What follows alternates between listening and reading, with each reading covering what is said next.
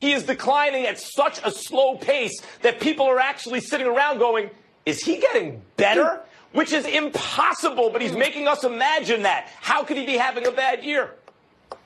It does raise an eyebrow that he gets better as everyone gets worse. I'll leave it at that. Oh.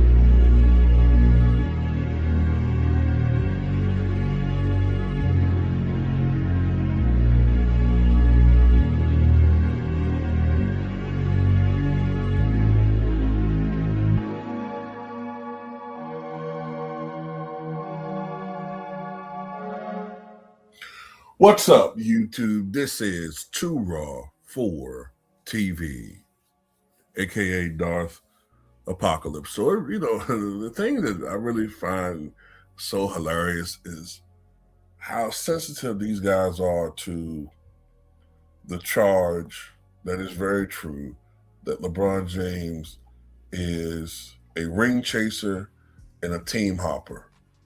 Okay? He's a deck stacker, a ring chaser, and a team hopper. And they can't stand the fact that guys like Michael Jordan and Steph Curry and Kobe Bryant stayed with one organization. Yeah, Mike came back to play with the Wizards, but, they stayed loyal to the same organization. Where this guy, when the going got tough, he quit. He quit every single time. Right? So, they try to come up with these, whataboutisms or lame excuses as to why LeBron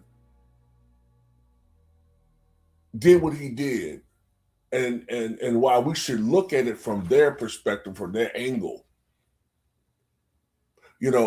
Well, those teams sucked, and the organization sucked, so of course he should have left.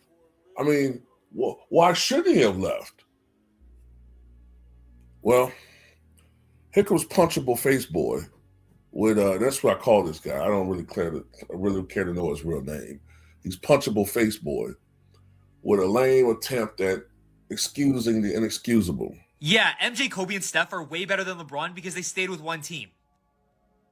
Yeah, of course they stayed with one team. Duh. Wow, I'm so proud of you for not leaving when you got drafted to a team with prime Shaquille O'Neal. And then you got Pau Gasol. Wow, I'm so proud of you for not leaving when you had Draymond Green, Klay Thompson, and Kevin Durant. Wow, I'm so proud of you for not leaving when you had Scottie Pippen and Horace Grant and Dennis Rodman and Tony Kukoc and Ron Harper. Wow, I feel so bad for them. They have no help. They never had good teammates. Wow, I can't believe they stuck through it. Dude, what are you saying? The instant that Kobe didn't have help, he requested a trade. You know what that means? He wanted to leave. Why? He didn't have help. Oh, I wonder why MJ left the Bulls in 1998. Could it possibly have been that they weren't going to have Phil Jackson or Scottie Pippen back? Is that why? Wait, so what would he have done if they never got Scottie Pippen or Phil Jackson? He would have left.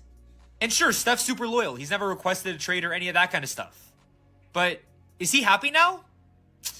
I don't think so. I wonder how he likes having no help.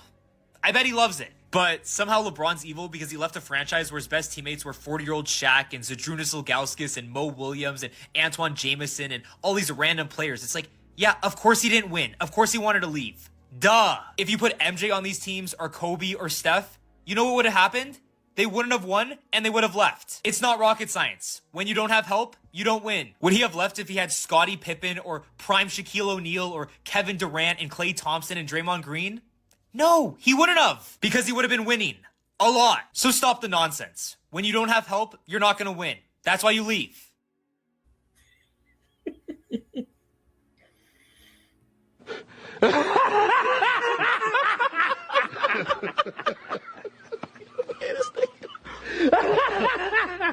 That's You know, I know it's going to be a rather diabolical statement from me, but as sad as this is to say, I'm starting to understand why there's been a huge spike in self-harm, permanent harm, when it comes to young people, because any little inkling of trouble, any little inkling of adversity, and a lot of these motherfuckers fall apart. Completely fall apart, fall to pieces. Yeah, Kobe requested a trade, but like Byron Scott said recently, knowing Kobe, he really wasn't going to leave, but he was putting pressure on the organization to do something. Because no, you're not going to win a championship if your second best player is Lamar Odom. You're just not. Okay, you do need help to win. Nobody said you don't need help to win. Michael wasn't going to play with the Chicago Bulls and be part of a rebuilding process when he knows that this team that we got right now could win another championship. And the only reason why this is being prevented is because of the general manager's ego and dislike of the head coach.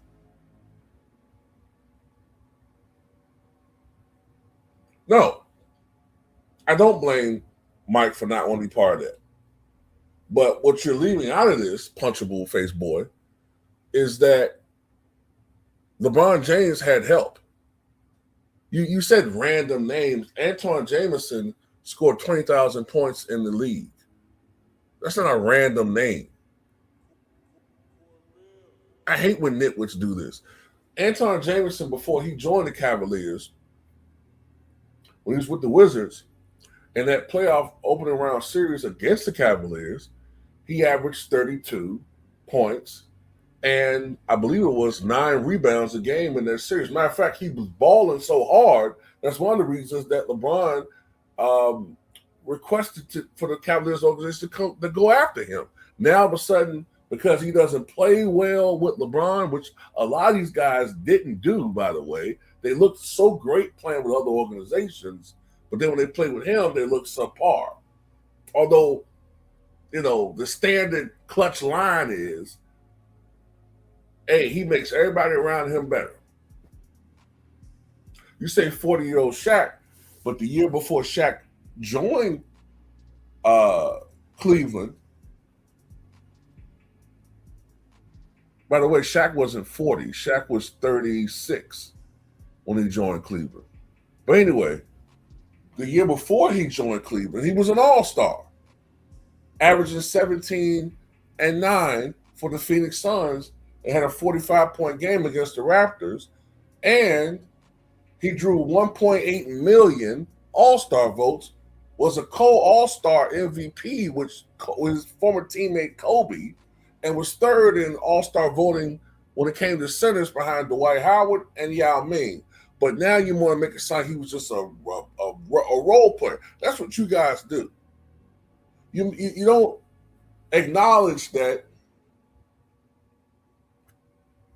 he was playing with Kyrie Irving and Kevin Love and Chris Bosh and Dwayne Wade and Ray Allen. Just like you guys try to minimize Austin Reeves. That's what you guys do. Luka Doncic was a top 3 MVP candidate in 2024, but as long as he was playing with LeBron James, you guys conveniently and strategically kept him out of the MVP conversation. By the way, all these bad teams you keep talking about, see, Kobe legitimately playing on mediocre teams in the mid-2000s with the Lakers, right? They were very mediocre. 7th seed, 8th seed, may have even missed the playoffs one year. I think it was 2004, 2005.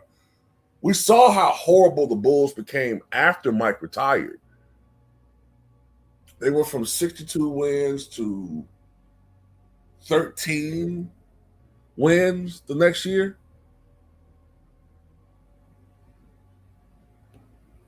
But the year in which LeBron left Cleveland, how many wins did they have? You know, when he was in this so horrible situation, did they have 61 wins? Wasn't Mike Brown coach of the year? The year that he left Miami, didn't they win 54 games? When he's in this horrible situation where he just got to leave. The year that he left the Cavaliers in 2017-18. How many wins did they have?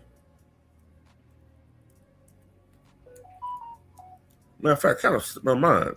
Wasn't it like 52? They were 50 and 32. So, and how many wins exactly did the Lakers have last year? 53. So you make it like all these teams he's leaving are like cellar dwellers, when all of them are 50 wins and up. You can't compete on a team where you're a third seed or higher. You got to stack the deck. And then when he is stacking the deck, what do you media clowns do? You always try to undercount the ability of his teammates. Now y'all made him the face of the Sixers, right? Then when he fails, you use the old, well, he's 42, what you expect? And that's why we hate him. We hate you dudes. That's why. Fuck them kids. Fuck the kids? Yeah.